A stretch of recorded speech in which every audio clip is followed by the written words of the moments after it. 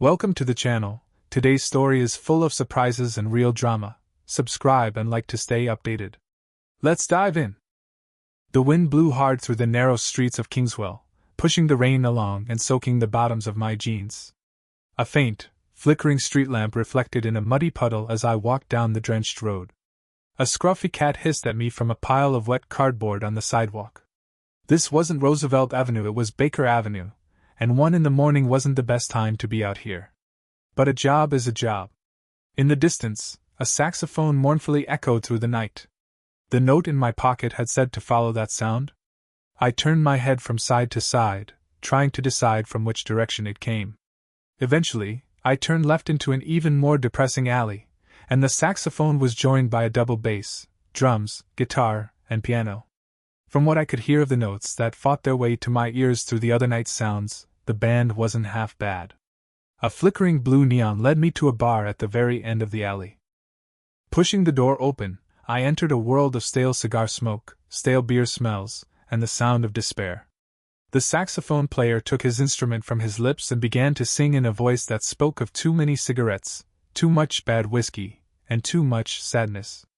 The raw emotion rode through his music like the freight train that he rode away from the hard times in Nashville or Cleveland. The small crowd sat in rapt silence while he sang, lost in his lament. I grabbed a stool at the bar. "What's your poison?" The woman behind the bar matched the ambience of this place. Her once blonde hair was tinted yellow by the smoke, her once pretty face scarred by age, a hard life, and a lack of sleep. The only thing that seemed to have survived the ravages of time was her figure, or at least the part of it that I was allowed to see. "Whiskey, straight up," I said, slapping a 40 on the bar. "You want change, or are you going to work your way through that?" she asked. "Keep 'em coming." "I don't suppose you can tell me where I can find Margot Kane?"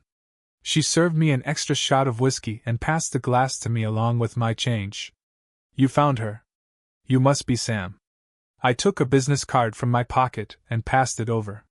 "This card says I am, and it's my card, so I guess I am." I took a swig of the whiskey and wished I hadn't.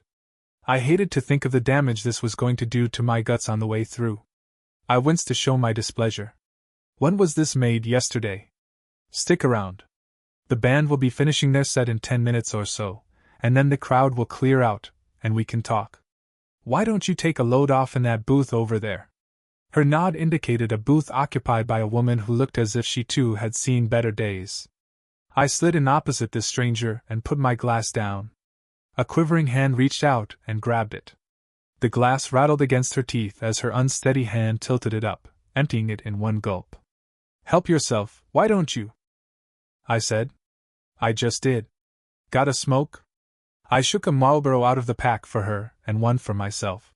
She grabbed it like it was her last and didn't even bother to tap it on the table to tamp the tobacco before she stuffed it between her lipstick-smeared lips.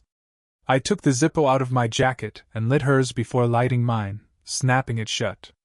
"You looking for some action?" "Nah, I gave it up for Lent."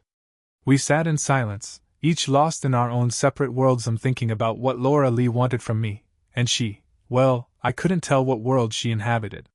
The band finished their set and put down their instruments. The fact that they weren't packing them away told me that they were coming back soon or that this was their regular gig. One by one, the customers shuffled out as the band moved over to the bar for one last free drink before heading out to wherever. My companion stood shakily to her feet. "You sure you don't want to take me home?" "Sorry, sweetheart, but I've got to get home to the little lady." It was a lie, but she wasn't to know that. In fact, in an hour, she would have forgotten all about me. Laura Lee locked the door and came and sat down in the booth. "I see you hit it off with Darla." She put another glass of whiskey in front of me. "That's to replace the one she took. You did that on purpose, didn't you?" I held it to my nose. It didn't singe my nose hairs, so I knew it was a different batch to the other stuff, probably last week's. I took a sip, and it slid down smoothly. "Nice. Private stock, is it?" "Yeah, I keep this for special clients." "How can I help you?" "I want you to find my no-good husband." I could tell by the tone of her voice that there was no love lost between her and her missing husband. "I gather that you would prefer it if he came up dead?" "You gather right, but that's not to say you should kill him if you find him alive." The no-good son of a bitch was not only stealing money from me, but he was putting it about with just about anyone, and he didn't care if I knew it. He even screwed your friend that just left. You're kidding me, right? No. I went out into the alleyway out back to toss some trash in the dumpster, and there he was with a 354. I got the picture. When was the last time you saw him? Right after I chucked him out the door Wednesday last week. I had just had a visit from a couple of very big and mean-looking guys who told me they were collecting on behalf of one of the local bookies. It seems he was into them for several grand, and these guys suggested that if he didn't pay up and soon, he would regret it. I don't suppose you know the name of this bookie, do you? Ralph something or other. I didn't quite get the last name, if in fact they mentioned it, but I gather he is big time. They don't come much bigger. There's a good chance your husband is currently feeding the sharks at the bottom of the ocean, and I don't mean that he's down there with a copper ball over his head holding out lumps of halite for them either. If he is, can you prove it? Probably not, but I might get lucky. You never know. I don't suppose you filed a missing persons report? I did, but it's probably not much use. They didn't seem terribly interested, especially after I told them that he owed Ralph money. I figure they came to the same conclusion you did. They'll call by tomorrow night to let you know how my investigation is getting on. I got up and walked out into a night of misery. It had come to this. Alex Hart, my ex-partner, had left to set up his own agency about 3 months ago, taking my ex-wife with him. He was the money man of the Cook Brown Detective Agency, discretion guaranteed. I was the Brown part, and before you come up with a smart-ass remark about the name, let me tell you I've heard them all. I was the poor schmuck who did all the detecting. I drew wages, and he drew what was left. That wasn't the deal when we started out, but after he left, I found out that he had done a damn sight better from the business than I had. I went home and grabbed a couple of hours shut-eye before hitting the pavements. It didn't take long for me to find out that my man had run up a large tab with several bookies and was stalling for time, hoping for the big payout so that he could clear his debts. Like all gambling fools, he had lost sight of the fact that his chances of that big payout were on the same level as a snowball's chance of survival in hell. I got the impression that Ralph had lost patience with him, and I knew what that meant. All I had to do was prove it. So I paid a visit to Ralph. My first hurdle was to get by the goon at the front door of Ralph's office. What do you want? He made the Neanderthal man look intelligent. I wish to see your boss, straightforward enough request, I thought. The boss ain't seeing no one, so shove off. I hit him with a hard right to the breadbasket that doubled him over, followed by a swift knee to the face. He stood there with blood streaming from his nose and a bewildered look on his ugly face. He thought about having a slug at me. A minute later, he had a second thought and decided against it. Why don't you be a good fella and go and speak to your boss? All you have to do is tell him that Sam Brown would like a chat. I could hear him muttering my name over and over as he left. After several minutes, he came back. The boss will see you. He looked hurt, but like a good boy, he let me by. I didn't knock. Hi, Ralph, long time no see. I held out my hand for him to shake. He ignored it and nodded towards a chair. What do you want? He made it sound as if I was wasting my time even talking to him, which I probably was. Didn't you used to be Brown? He chuckled. Am still Brown? Asked Neanderthal man at the front door. Am looking for one of your clients who's gone missing. You wouldn't happen to know where Jake Mason is, would you? Why would I? I don't get involved with petty hustlers like him. I didn't ask if you know him. What I asked was if you know where he is. What makes you think I know where he is? I would hazard a guess that he has met an untimely death and is shark bait. I could be wrong, mind you, but it seems that when anyone owes you as much as he did, they seem to end up that way, or at least there are rumors to that effect. Wise guy, aren't you? Okay, let's just say that I know what happened to him, but I don't know where he is. You should ask your ex-partner about that. Why, what has he got to do with this? He was contracted to carry out the hit, and I won't say who requested it, and dispose of the body. I thanked him for his information and left, getting a nasty stare from the gorilla at the door. For fun, I shaped as if to have another shot at him, and he cowered against the wall. Ralph will probably have to look for another goon. My next port of call was at the new swish modern office of my former partner. His receptionist looked familiar after all. I had been married to her for several years. You look great, doll. Now, can I have a chat with Tony? Her real name was Annie, but I'd squeezed it down to doll, and she hated me for that, among other things. The look that she gave me told me that she still couldn't stand my efforts at humor. She flicked a switch on the gizmo on her desk. I'd get one for myself if I had someone to flick the switch, and his voice came through the speaker. Yes, sweetheart, what is it? Sam is here and wants to speak to you. Send him in. I went in and found him sitting at his desk, trying to look as if he was flat out with work. I knew better, and it didn't fool me. What do you want? He said angrily. I don't know why he should be angry with me. I didn't walk out on him and take his wife with me. I didn't take the company's client records with me, thinking that I had all of the business sewn up and not having to live with the fact that the clients remained loyal to me, and when he called on them, they told him to shove his agency up his butt. Nice place you've got here. Must be costing you a fortune, more than you're earning. But even I didn't think that you'd even sink so low as to do Ralph's dirty work for him. What do you mean? I understand that you took Jake Mason for a ride and fed him to the fishes. Who told you that? I noticed that he didn't deny it. A little canary sang an interesting song. Why are you telling me this? What's in it for you? I figured that I'm due for a big payout. Is this blackmail? No, I've got bigger fish to fry, if you'll pardon the pun. I could have stayed a little longer exchanging witty repartee, but I couldn't be bothered wasting my time. I left him there, puzzling about my next move. I wouldn't keep him in suspense long. I called in to see my friend, Officer Grant, at the precinct house. I copped the usual from the troops as I walked through the squad room. Who's the pretty boy then? Didn't you used to be brown? Now you're no good. Crap like that. I hear it every time I come into the station. Hey Rick, did you ever find Jake Mason? Rick was staring at a file on his desk, a dead cigar hanging from his lips, and a mug of tepid coffee feeling neglected beside his hand. No, we figured if we ever found him, there would be so little left of him that he'd be just another John Doe with no means of identification. What do you know? Rick would have been good-looking if fate hadn't stepped in. His face bore the scars of a few too many hits from his college boxing days, his bouts with the bottle, and his worries about the fidelity of the woman who calls herself his wife. His wife, and she still was in the legal sense, got tired of waiting for him to stagger home after a day of saving the world from itself and being too tired to perform his conjugal duties, so she took to finding relief elsewhere, the knowledge of which found its way to Harris' attention. He would have divorced her if he could be bothered, and she didn't want a divorce because he brought home a regular paycheck, which was more than could be said for many of her lovers. I don't know where he is, but I do know who took him there and probably rubbed him out as well. I think you should go take a look in Tony's Dodge.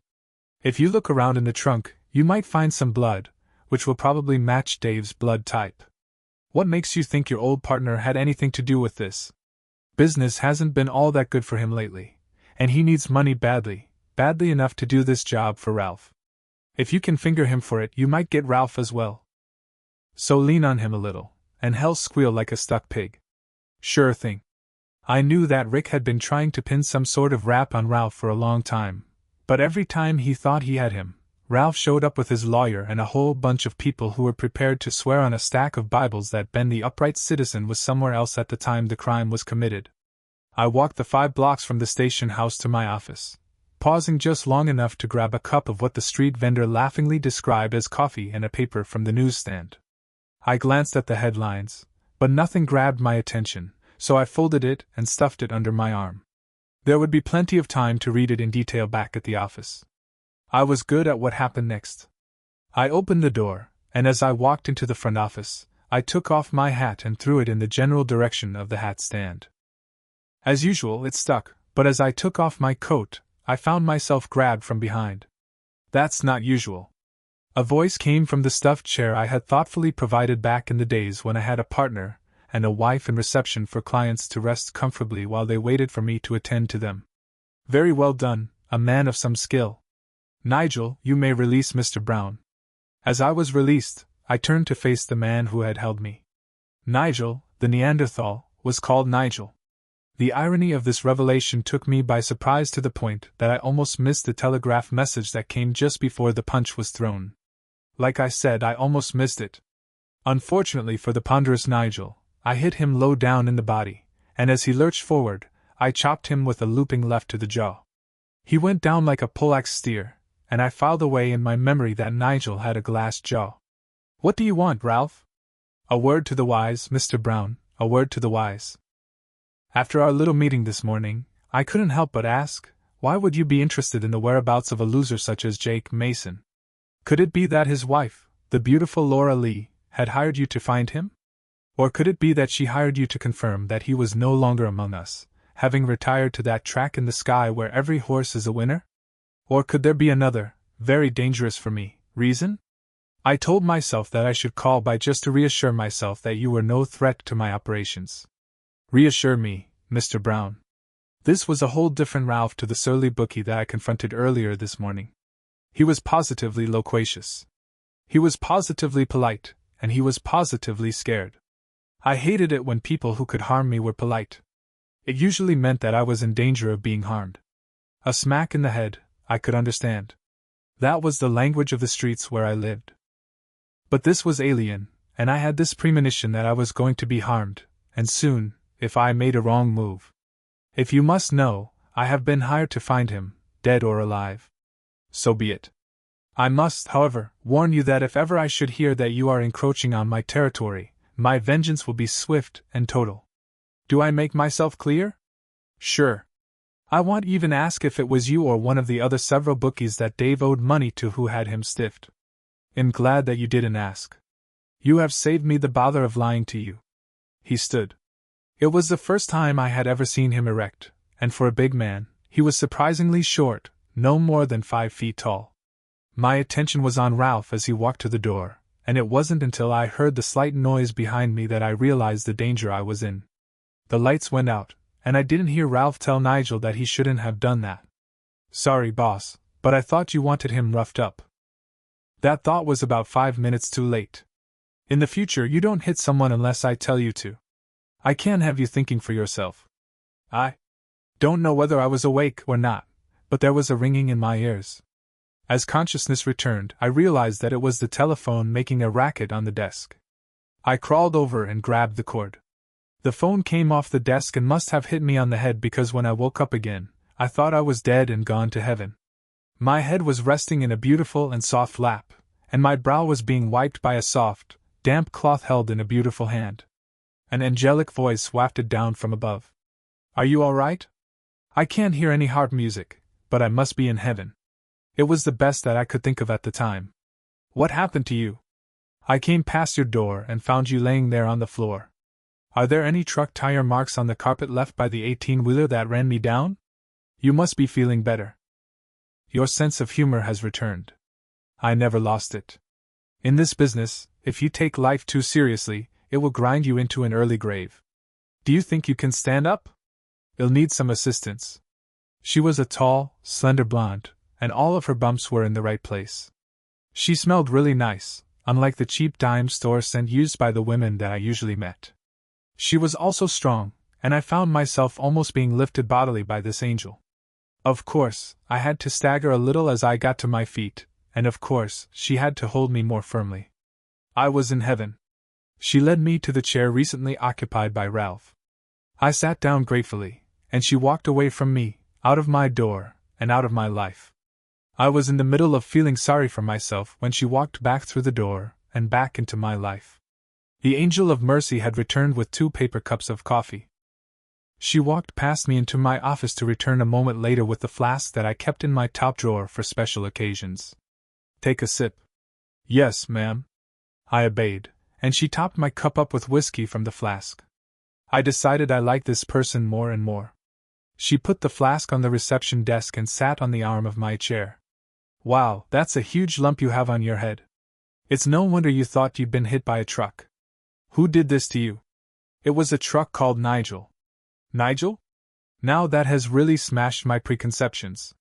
All of the Nigels that I have met have had difficulty holding their hands straight because they have had no real strength in their wrists. This particular Nigel is around 6'4", 250 pounds, and an intelligence that wouldn't bother the scorer at an IQ test. Now the important question: who are you, and what were you doing walking past my door? My name is Leah Blackwell. My mother, Margot Kane, hired you to find my father. I was actually looking for you, and the reason I walked past your door was because it was open, and I didn't see the sign on it the first time. It was only when I came back that I saw you on the floor, and when I came in, I saw the sign. You could at least have it rewritten instead of just taping some paper over the other name on it. I must admit to some confusion here. Laura Lee didn't look old enough to have a daughter Leah's age, although the lighting when I met her could have confused me, and Leah looked far too old to be Laura's daughter unless she was the result of the Bible Belt breeding cycle. What do you know about your father's disappearance? I knew that he had financial problems. There was nothing particularly new in that. Ever since I went to college, he would ring me asking for money. Mom wouldn't give him any more, so he figured he could tap me for some of the allowance that Mom gave me. If I could, I would help, but a couple of weeks ago, I couldn't, and he sounded really desperate. He begged me to see if I could get an advance on my allowance, but I couldn't do that because my next allowance was already committed to books and tuition. So you told him no? He sounded as if he was crying over the phone. I couldn't tell if he was genuine or it was just an act, but I was really tired of him ringing me, begging for money. So I got my roommate to answer it for me and tell him I wasn't there, so he couldn't do it anymore. The last time I spoke to Mom, I asked for an advance. She wasn't happy when I told her why. I couldn't lie to her because she was always able to see through my attempts at lying to her, so I gave up. You're close to your mother, aren't you? Yes. We are very much alike, and I admire her for what she has achieved with her life. She has really had to struggle, you know. She was married young, and I believe that it was because of me that she married, unless, of course, I was 3 months premature. No, she didn't tell me that, but I came across her marriage certificate among some papers I was looking through, and I can do basic math. She worked hard to make ends meet because my father was always broke. He didn't work much, he couldn't keep a job for long, so he began gambling to try to make money, but more often than not, he lost it. Mom got a job working in the bar, and she ended up running the business and doing it so well that when the owner retired, he sold it to her for a very reasonable price. Pop accused Mom of having an affair with him, but I knew that couldn't be true. Mom wasn't like that. Did your father work there too? If what he did could be called work. He used to strut around behind the bar, serving drinks, but he probably gave more away than he sold, especially to the women. At nights, when Mom needed him most, he would disappear for hours at a time. Mom eventually caught him having sex with one of the regulars out back in the alley, so she threw him out. Which just about brings us up to now. Yes. Do you think that you can find him? It looks highly unlikely that I will ever find him alive. The person who dealt the cowardly blow to the back of my head is a goon who works for one of the bookies your father owed money to, and Ralph, that's the bookie, all but admitted that he was behind your father's disappearance. If that's the case, well, let's put it this way: when Ralph makes people disappear, they stay disappeared. Are you satisfied that Ralph had my father killed? Why do you ask? What if he is taking credit for the hit just to bolster his reputation? Well, then I sure as hell wouldn't want to tell him he's lying. Can you think of anyone else who wanted him dead? The line forms on the right, babe. You can take your pick. If I didn't know better, I should even include your mother. She wouldn't lose too much sleep if he turned up dead. Where do we go from here? What do you mean we, white girl? I want to help. I want to be there when the answer is found, whatever that is. It could get nasty. We're not dealing with the organizers of a Sunday school picnic here. I'm a big girl. I'll take my chances. Speaking of big, just how old are you? I'm 25. I'll be 23 next month. How old is Laura Lee? I wouldn't have put her much past 43. Good guess. She has only just turned 43, although I wouldn't mention that to her. She's a little sensitive about that milestone. What do you like in your coffee? When I said help, I meant the real thing, not just running errands. Okay, you stay here, and I'll get the coffee. How do you like yours? Black, strong, with 3 sugars. Actually, if you get it from the delicatessen downstairs, just tell them it's for me. They know how I like it. When she returned, it had taken longer than I thought it would. She had this strange look on her face. I've been having an interesting conversation with the people downstairs. You've had a hard time of it of late, haven't you? You can't believe everything that you're told, especially not from those gossip mongers. Your partner left, and took your wife with him. That must have hurt. Yeah, it did. Now can we drop the subject? All right, consider it dropped. Now what do we do? Are we out to rough someone up to get him to talk? You've been reading too many dime store novels for your own good. It doesn't work that way. It's usually just a lot of boring foot-slugging. Okay then, let's go. Yeah, boss. Right, boss. Anything you say, boss. Just how high would you like me to jump, boss? Sorry, that's what comes from being my mother's daughter. I took my coffee and walked into my office and sat down. By the time Leah had thought about it and followed me in, I had taken a notepad from my top drawer and was making a list. What's that? Leah asked, pointing to the list. My grocery shopping for the week. No, it's a list of what I know, what I suspect, and what I need to confirm before I venture forth. Oh, what do you know for sure? Wednesday 10 days ago, your mother caught your father in a compromising position with the beautiful Darla and decided that she'd had enough of him, so she threw him out. This was just after she had a visit from a couple of Ralph's thugs demanding money with menaces. Since then, nothing has been known of his whereabouts or whether he is, in fact, still with us. I know that he is in all probability dead, and if that is the case, I know who it was that would have carried out the dastardly deed. What I don't know is where the body is, if there is one. Who ordered the hit? Although our friend Ralph is the prime suspect for that. And just how he met his untimely demise. What I need to confirm is the identity of the person who ordered the hit, where the body is if there is one. If not, where the elusive Dave is now. It could be that he is lying low with one of his lady friends. In fact, that would be a good place to start a trip to see Laura Lee for some directions, I think. I locked the door behind us, and we walked down the stairs. Why don't we use the elevator? This way is quicker. Once on the pavement, I began looking for a cab. One thing that is certain in this world is that when you need a cab to get somewhere, there is never one around. And by the time I saw one cruising towards us, it would have been a waste of time hailing it. We were that close to our destination. Don't you have a vehicle of your own? No, they're too much trouble in this part of town. You can never find a park when you need one, and even if you do, you would be very lucky to find your wheels still on it when you returned. The bar was open, so we went inside. There was a layer of smoke drifting through the room. It hadn't quite filled the space between floor and ceiling. Give it time. What are you doing here? I was just about to come up with some sort of witty retort when I realized that the question was directed at Leah. Why aren't you at college? I had to come and see what was happening. Pop hadn't called asking for money in over a week, and then you tell me that he is missing, but you didn't seem concerned about him.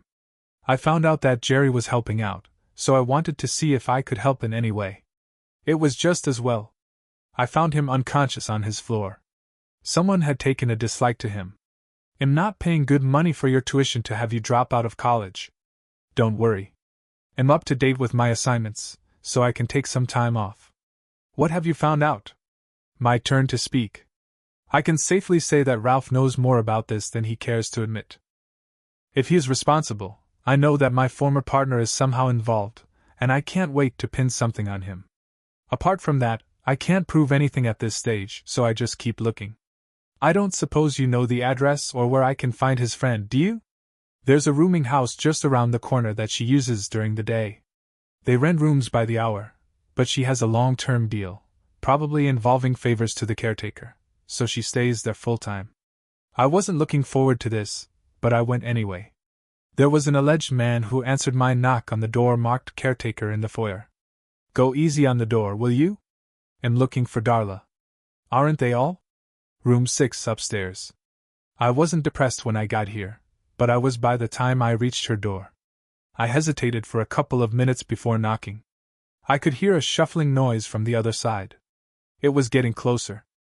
There must have been at least 4 locks on the door, and eventually it opened a couple of inches. What do you want? I want to ask you a few questions. Can I come in? The door opened up fully in answer to my request, and I followed her into her room. There was a double bed against the wall, and it looked as if the bed linen hadn't had the benefit of soap and water for some time. Over by the window, there was a table and 2 chairs. On the table was a pile of dirty dishes, several glasses with the remains of drinks in the bottom, an ashtray overflowing with ash and cigarette butts. To complete the picture, the room had a smell about it that turned my stomach. How anyone could contemplate any involvement with this person in this place was beyond me, and believe me, I had seen some pretty disgusting places in my time. You know Jake Mason, don't you? Who? Jake Mason, from the bar around the corner where you were drinking last night. I don't remember last night.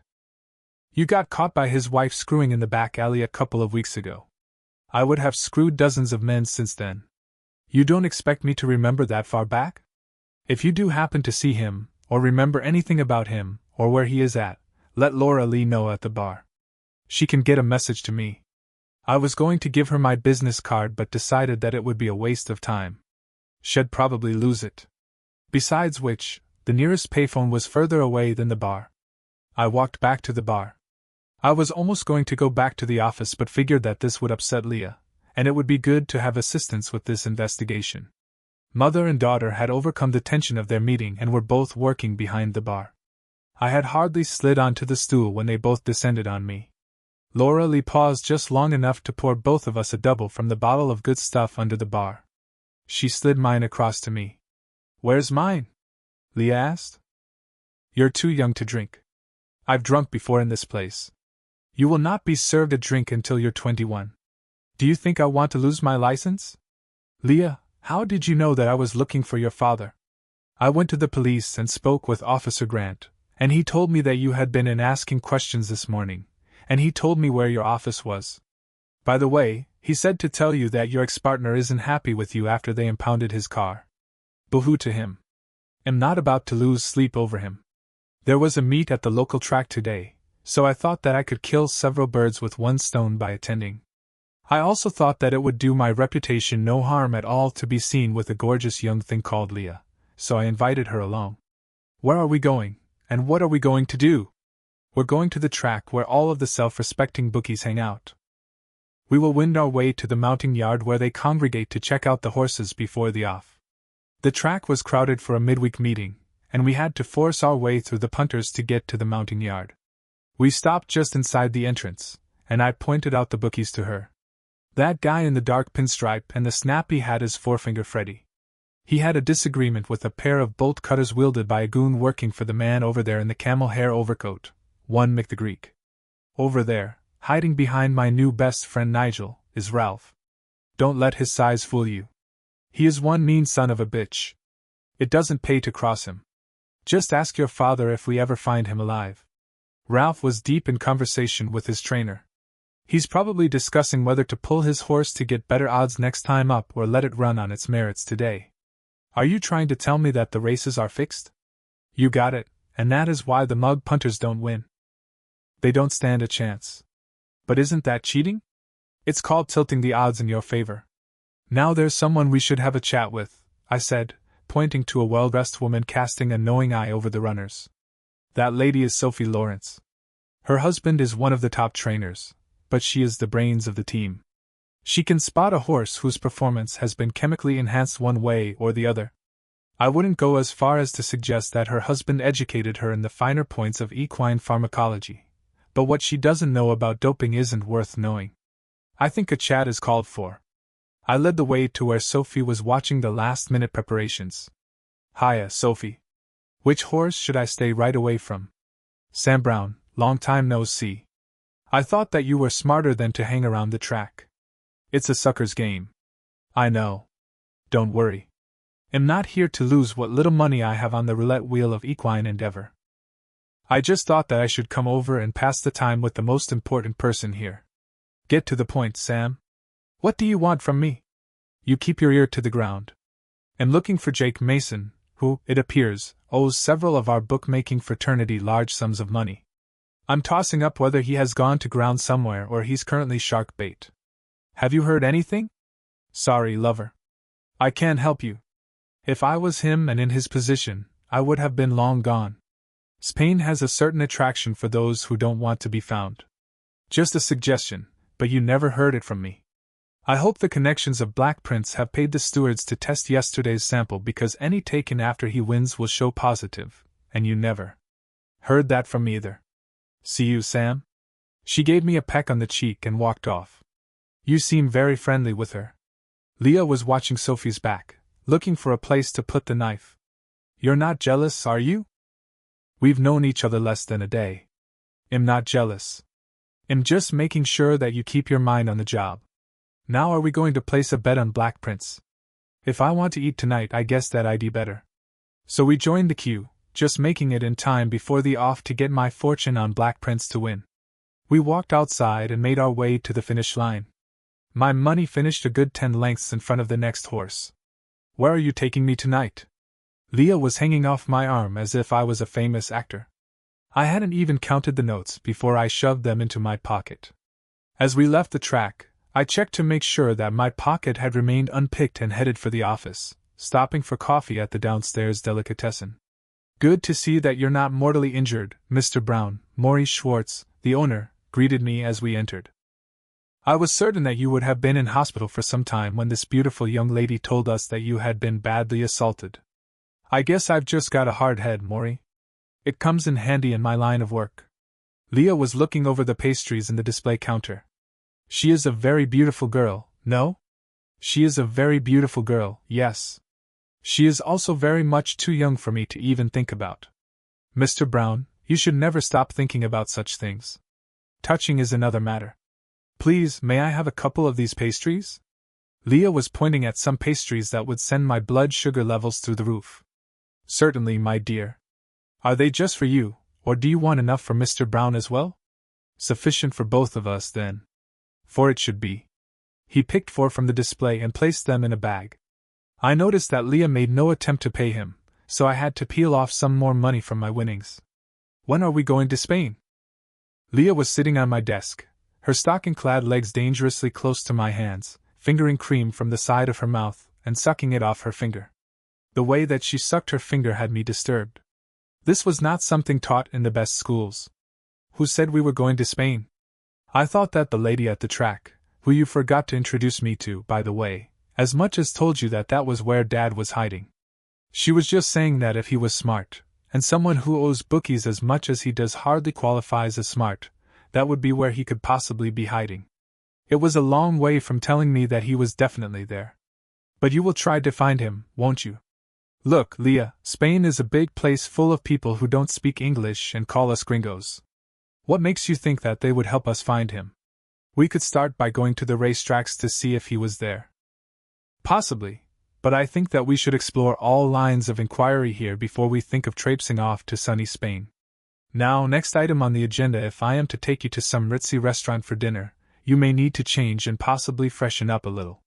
I have my pride, you know, and I don't want to be seen squiring a young lady, pretty as you are, who has the appearance of just stepping off an express line from L.A. So where are you staying?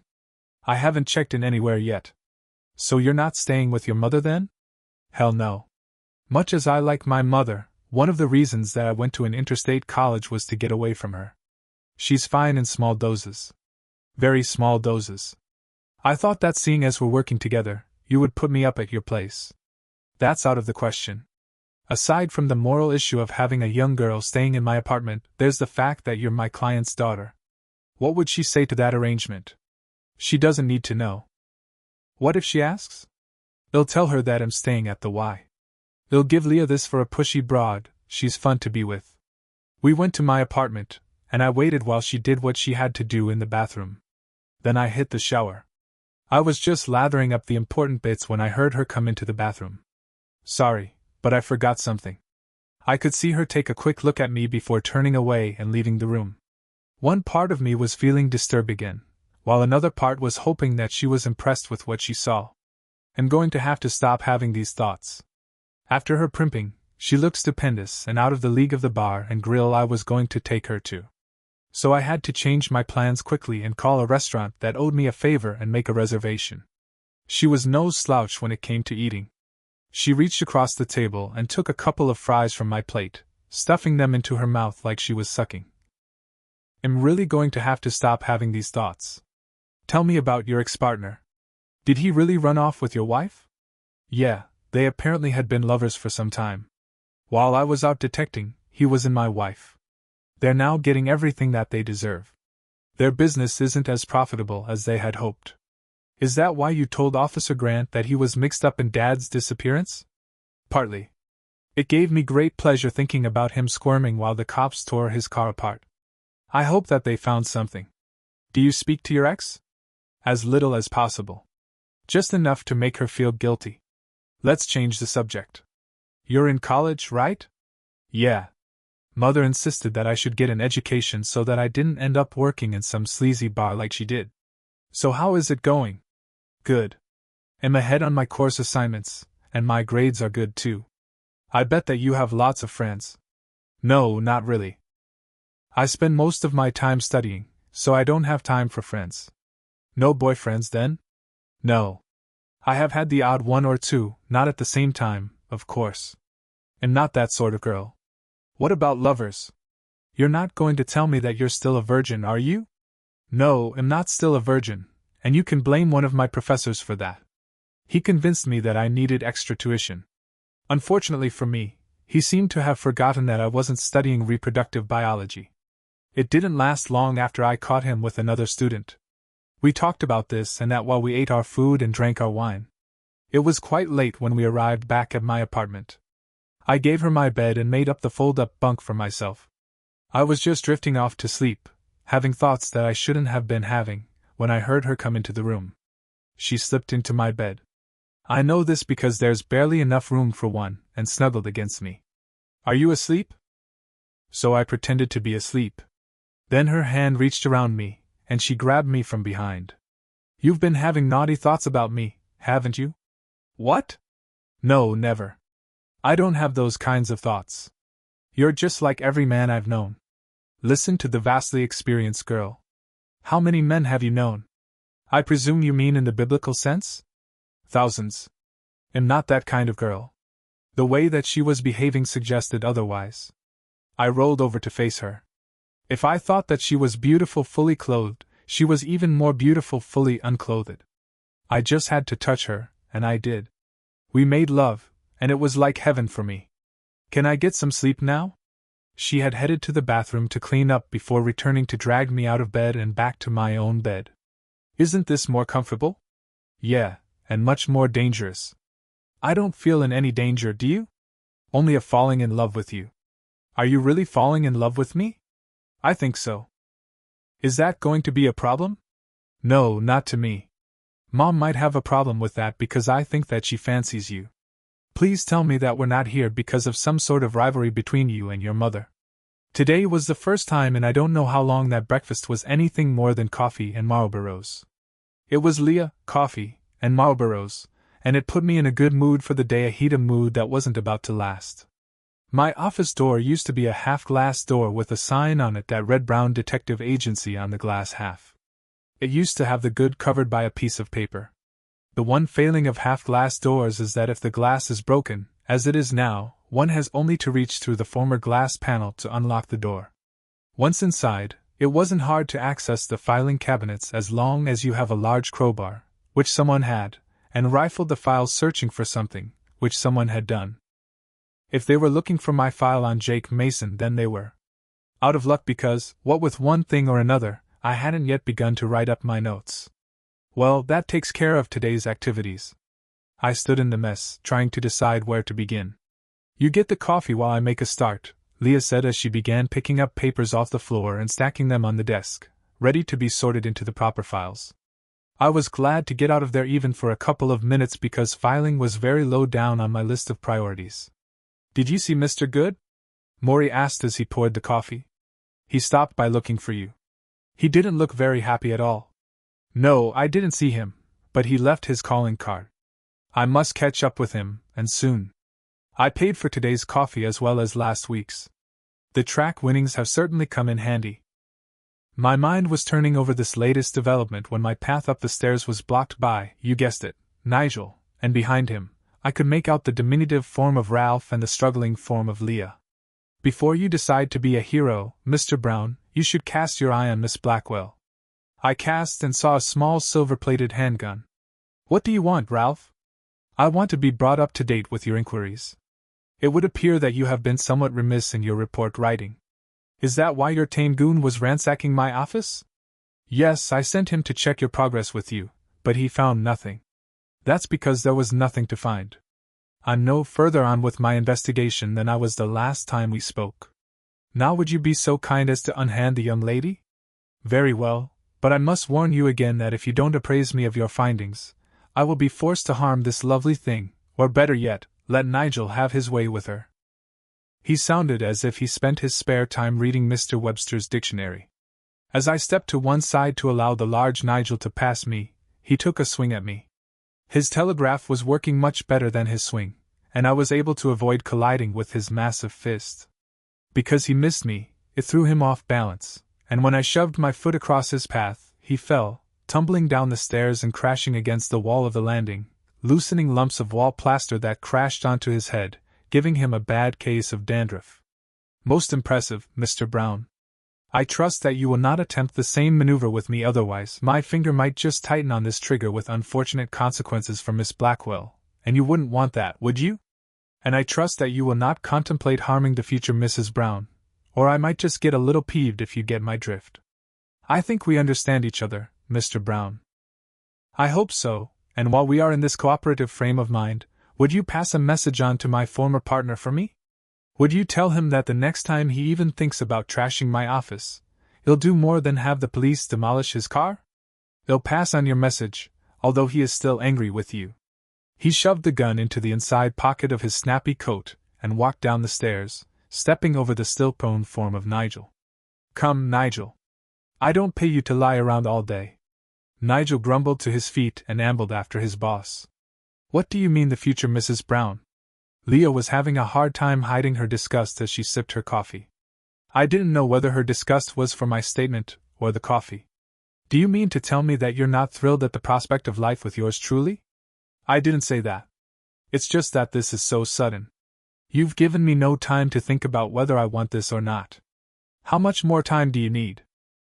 My patience isn't inexhaustible, you know. I need a couple of days to think this through. Oh, don't worry. It isn't you that I'm worried about. It's your lifestyle and the people that you meet, and it appears offend on a regular basis. She came and sat on my desk again with her stocking-clad legs dangerously close to my hand.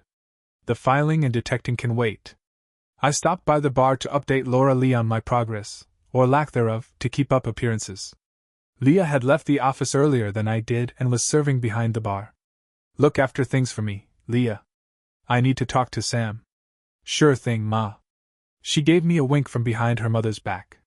We went into the storeroom out back that served as her office. Sam, it looks as if Dave isn't coming back anytime soon, so I suppose that your work is finished, and you want your payment. Not so fast. We should wait for the coroner to finish his report before we go off and spend our money. You get your insurance payout, and me my fee.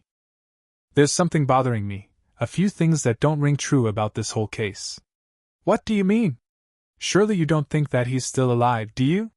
Nah, nothing like that. I just have this feeling that all isn't as it seems, but I can't put my finger on it. Whatever, but thank you for what you've done. I appreciate it. By way of showing her appreciation, her hand looped behind my head and drew my face to hers, her lips covering mine. Laura Lee was a better kisser than her daughter. Maybe she had more experience at it. She moved her lips from mine and whispered to me, Leah isn't staying at the Y, is she? Her hand grabbing my crotch prevented me from lying to her. No, she's been staying with me to save money. Is that the only reason? Her grip tightened. No, I managed to tell her in an almost falsetto voice. I should rip these off, but I want if you make me a promise. Which is? That you don't hurt my baby girl ever. I hate to tell you this, but she hasn't been a baby for a long time. Her grip tightened even more, and if I didn't give her the answer she wanted and soon, I would be no use to any woman. Okay, I promise. The relief was amazing. This was one tough lady. Come on, lover, we'd better be getting back to the bar, or she'll be thinking that you've been screwing me. Not that the prospect doesn't hold some attraction. This woman was making it obvious that her interest in me wasn't purely commercial, and I supposed that I could do worse. Much later, I was sitting on my bed when Leah emerged from the bathroom. Her surprise was a see-through negligee that left nothing to the imagination. While I appreciated the vision, this wasn't to be the evening that I'd anticipated. It should have been a night of carnal bliss, but she had become somewhat subdued. In bed, she seemed almost reluctant to let me make love to her, although she did let herself go late in the process. What's bothering you? You haven't been yourself all evening. Oh, darling, I have to go back to college soon. Too soon. Tomorrow, in fact. I spoke to my professor while you and Mother were out back talking last night. The way that she emphasized the word talking meant that she was sure that we were doing more than that.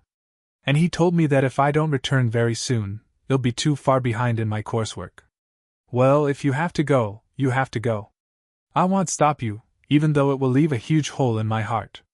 If I was an actor, I would have shed a couple of tears about now just to make her feel bad about walking out on me. But I'll be back at the end of the semester, and we can take up where we left off. That is, if you want that. I held her face in my hands and whispered to her, I want nothing more than that. It was with sadness that we blew kisses to each other over the ever-widening gap between us as the express line pulled away from the bus station. Through the sadness, that uneasy feeling returned, and I had work to do. Kellaway was putting the finishing touches to his report to the coroner when I emerged from the gauntlet of wisecracks from the cops. Hi, Rick. How is the case going? Just about got it wrapped up. We got your friend Nigel for playing bongos on Tony's skull, and Ralph was sitting there watching and pleading with your ex to stop screaming. Heck, pleading innocence, of course. He claims that he accompanied Nigel on a visit to his cousin, who he would have us believe was your former partner, one Alex Hart. It would seem that Tony was not in a talking mood and tried to push Nigel out of his apartment. Nigel was showing his affection when we rolled up. When we told Ralph that Nigel doesn't have a cousin, let alone one living in the same apartment building as Tony, he was astonished that Nigel, who he had come to trust totally, should have lied to him. Anyway, his lawyer posted bail for the both of them while they tried to arrange the usual alibi. Tony's in hospital and will be for some time. We were, sadly, a little tardy in coming to the rescue, and we feel awful about that. By the way, where's your new assistant? She had to go back to college. I think I might drive down on the weekend to visit her. You sound as if you've fallen for her. You could say that. I wasn't about to tell him, or anyone else, that the visit was more than me missing Leah. It was my gut telling me that I needed to see her, but I couldn't explain why. I went back to my office via the track. Tell me, Sophie, the other day you told me that if I was in Dave's position, Spain held a certain attraction. Could it be that instead of him owing the bookies money, the opposite was the case, and that they owed him money and suspected that he was doing something not entirely legal? You're not just a dumb Seamus, are you, Sam? The word is that he has devised a system to beat the odds and has become too successful for his own good, not to mention for their financial livelihood. So there seems to be some sort of contest to see who gets to him first. It would seem as if Ralph has won. I didn't mention to her that I had a feeling that all wasn't as it seemed. A bleary-eyed brunette leaned against the dorm room door. Who are you, and what do you want? My name is Sam, and I've come to talk to Leah Blackwell. Is she here? You're about 2 months too late. She dropped out of college around then and moved out. If I was the dumb Seamus that people expected, this should have been my first shock. Along with finding that Leah had lied about having to return to college to catch up on her coursework, then to find that she had dropped out of college some weeks ago, and that she was no longer living in the dorm.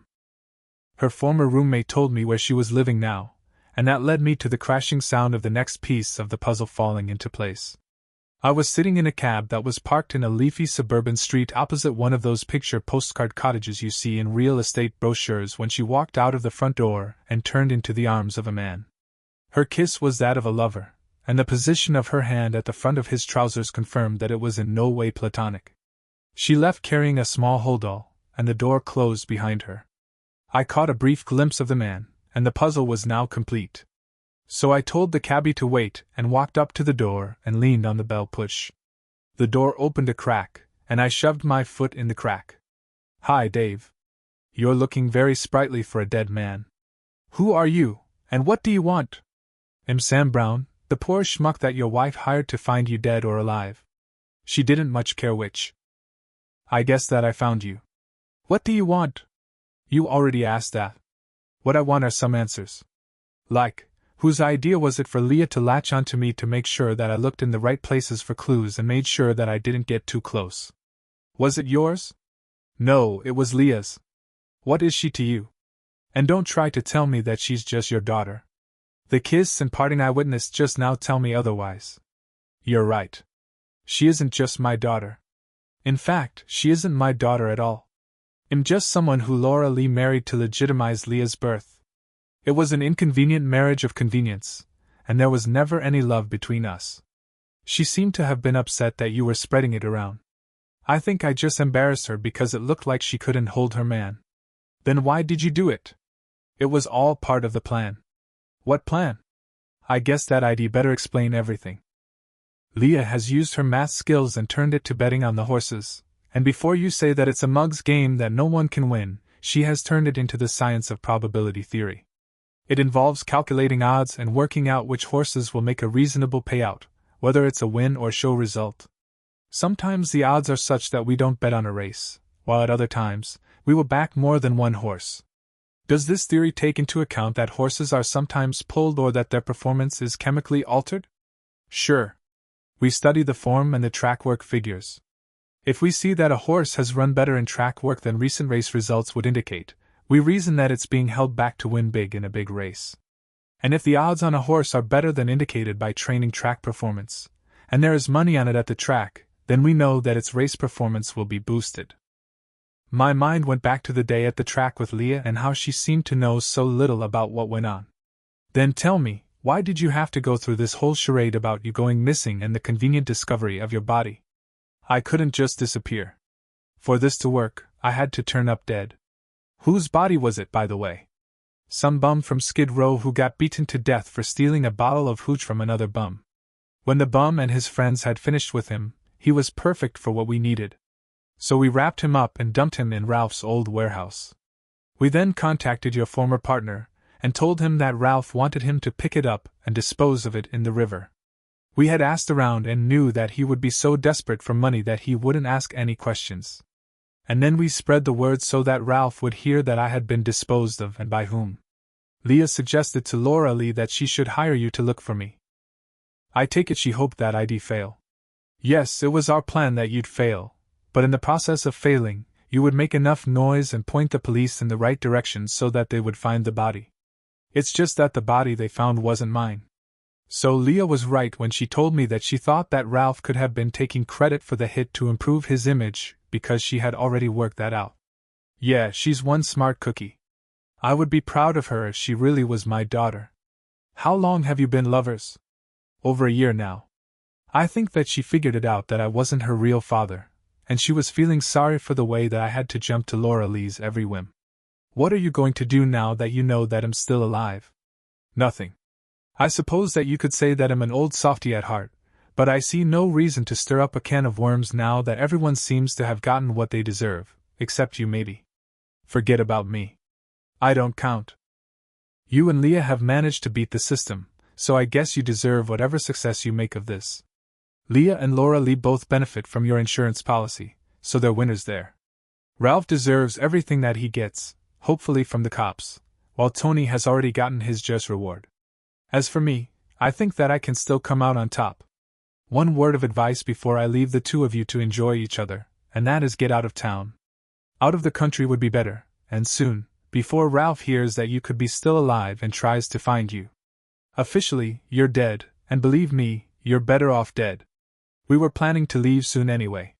We hear that there are races every day in England. Okay, I'm off to break the amended version of what has happened to Laura Lee. Give my love to Leah. I will. I hope that you enjoyed her. I had nothing polite to say to that. I had the answers I was looking for, and all that remained was to pass the message on. The wind blustered through the man-made canyons of the city, driving the morose rain before it, soaking the cuffs of my trousers. The reflection of the sad street light struggled out of a muddy puddle in the road. As I trudged this soggy street, the same bedraggled cat hissed at my feet from the soggy pile of cardboard that still littered the sidewalk. This was Maple Court, not Fifth Avenue, and 2 in the morning isn't a good time to be here unless in the distance a trumpet wailed its sorrow into the night. I didn't need the note to tell me to follow that sound. I turned right into an even more depressing laneway, and the trumpet was joined by a bass, drums, guitar, and piano. From what I could hear of the notes that fought their way to my ears through the other night's sounds, the band wasn't half bad. A flickering red neon led me to a bar at the very end of the lane. Pushing the door open, I entered a world of smoke, beer smells, and the sounds of despair. The trumpet player laid down his instrument and began to sing in a voice that told of too many cigarettes, too much bad whiskey, and too much sadness. The raw emotion rode through his music like the freight train that he rode away from the hard times in New Orleans or Chicago, and the small crowd sat in rapt silence while he sang. I sat at the bar, and Laura Lee reached under it for a bottle of her special whiskey, poured a generous one for each of us, and came over to me. "What news have you got for me?" "I have either good news or bad news. You decide." I couldn't think of a gentle way to break the news to her, so I came straight out with it. "What does it feel like to be a widow?" "You mean?" "That's right, babe. He's very dead. I know who did it, and the police will probably even have enough to convict Ralph over it." "That's great. I know this sounds callous, but I'm not sad that he's dead. He was a worthless scum living, so he can't be any more worthless dead. I had a look at his insurance policy, and there's a moderate inheritance coming my way, enough to pay off what's owing on this joint, leaving me with a little funny money just for myself. I might even be able to hire someone to look after the joint while I take a vacation. Well, it seems like a satisfactory result, and I guess I have another satisfied customer." "Are you satisfied?" "I mean, as satisfied as I can be under the circumstances." "Stick around. I would like to pay you tonight."